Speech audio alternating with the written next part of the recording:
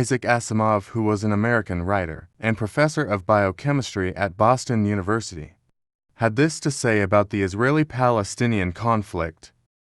I am frequently asked if I have visited Israel, whereas yet it is simply assumed that I have.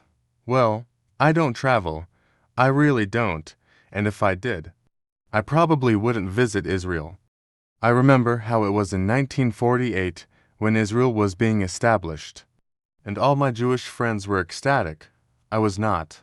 I said, "What are we doing? We are establishing ourselves in a ghetto. In a small corner of a vast Muslim sea.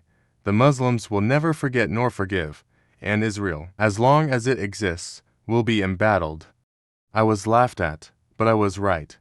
I can't help but feel that the Jews didn't really have the right to appropriate a territory. Only because 2,000 years ago, people they consider their ancestors were living there. History moves on and you can't really turn it back.